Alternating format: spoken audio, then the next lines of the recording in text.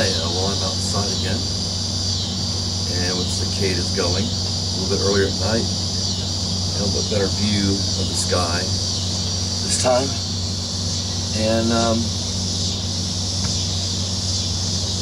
want to talk about computers and how they relate to Christianity, if there is such a thing, if there can be a relationship between computers and Christianity. There's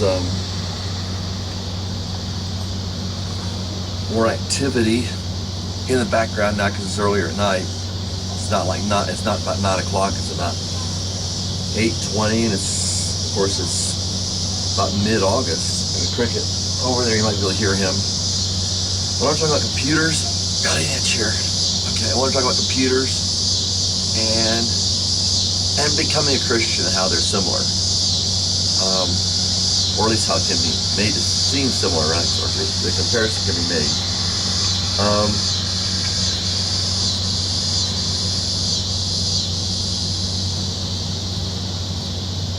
Becoming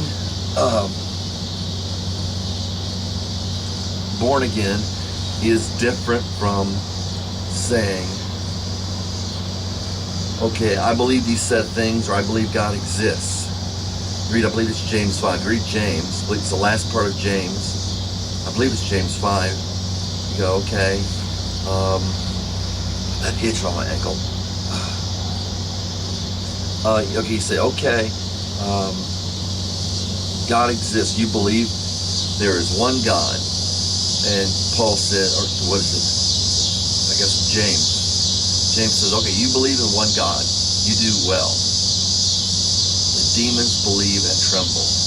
Demons also believe and tremble. Depends on maybe the translation, but I believe one translation says demons believe and tremble, or the demons also believe and tremble. So if you think you've got something that the demons don't have,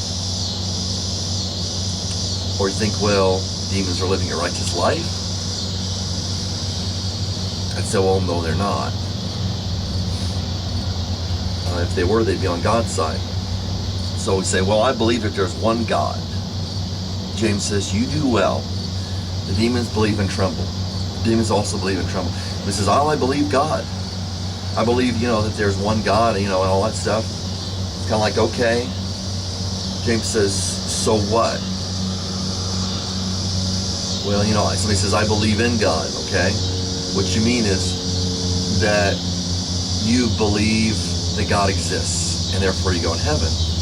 And James is saying that's not good enough.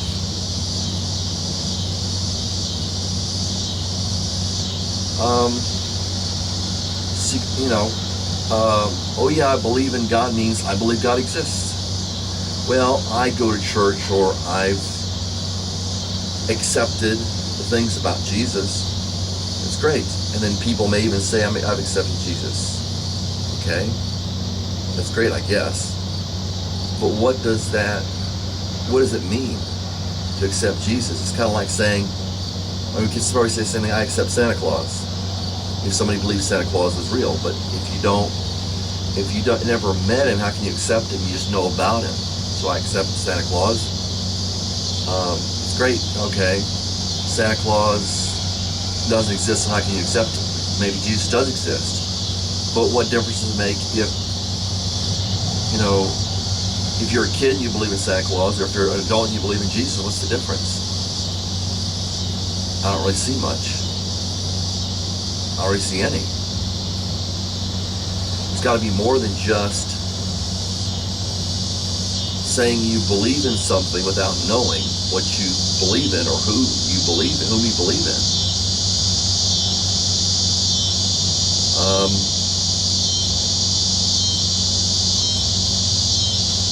There's a Christian song, and I'm not saying the writer knows what he's talking about, but the writer writes a song, and he says, I know whom I have believed in, and am persuaded that he is able to keep what I've committed unto him. This is the word antiquated word they use, to him until that day, the day when he comes back,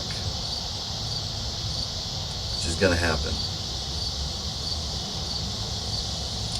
so goes on in James and it says, actually, you kind of have to backtrack a little bit and saying, okay, say you know God.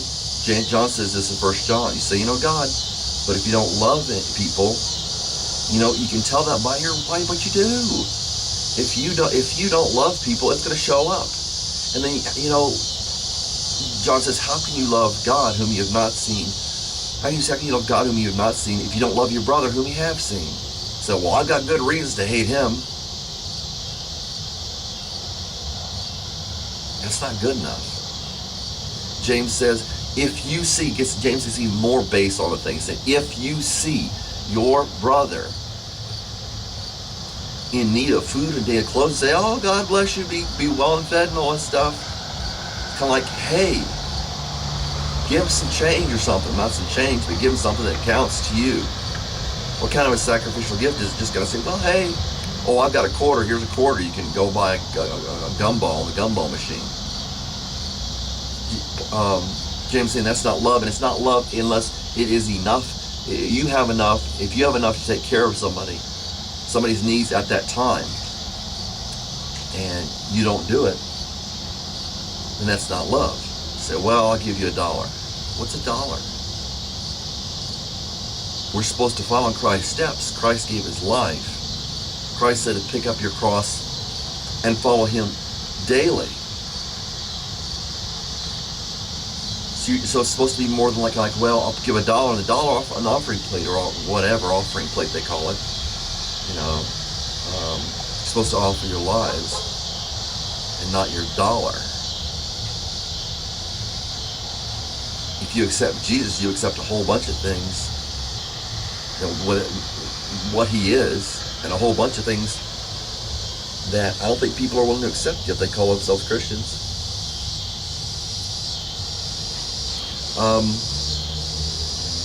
So if you're at a computer, I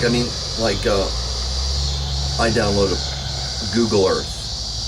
So I really like that program. I like to see, all the stuff on the maps and all that stuff, and different countries and all that stuff, and you get pictures. It's a really neat program as far as I can see. It's pretty unobtrusive. And I downloaded Google Earth. Now I've got the world on my computer in miniature, or at least some representation of it. I got pictures and stuff like that. If I want to go to Fiji, I can do that. Go Fiji and type in Fiji, and then up pop, the world spins around, all that stuff, and it gets closer. And okay, there's Fiji. Great. You click on a picture, you can see what it's like. A lot of people see what Christianity is like, but they don't accept it. But you can get Fiji, you can see a picture of Fiji. It's beautiful. A lot of these places, some of the pictures aren't the greatest to tell you what it's really like. But I downloaded Google Earth, and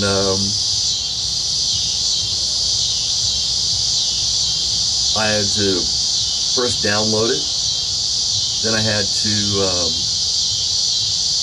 that's loud. I had to download it, then I had to, I had to install it, because you can download it all you want. If you don't install it, what good is it? If you install it and don't use it, what good is it? So I'm telling you, people, that faith is like that. You got to download it. Okay, not just the Bible or not just church or whatever. I don't agree with what goes on at church, because you might get some information there and it's great. Did you actually download what Jesus is talking about? You see what that's like. Wow, that's great. I think a lot of people see a lot of parts of it. Say, well, yeah, that's interesting. Okay. I want that program. Maybe you buy that program or something like that. You keep it on disk. A program you're interested in. You download it. It's okay. I've downloaded it. I'm saved. Have you installed it?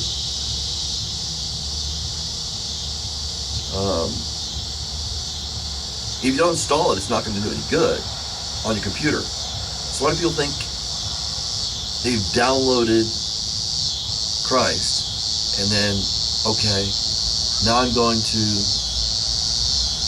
say, wait, this is great. I've downloaded Christ. I'm saved. I'm uploaded to heaven or whatever. But you install it, and then you got it. But then what it comes down to is if a lot of people don't use it, can't look at the computer and figure it out, but a lot of people don't use it. You click on their computer, you see it, and they're like, okay, I can see it now. But if they don't use it, you don't know they got it. And as goes Christianity, if you've installed it, you're going to use it.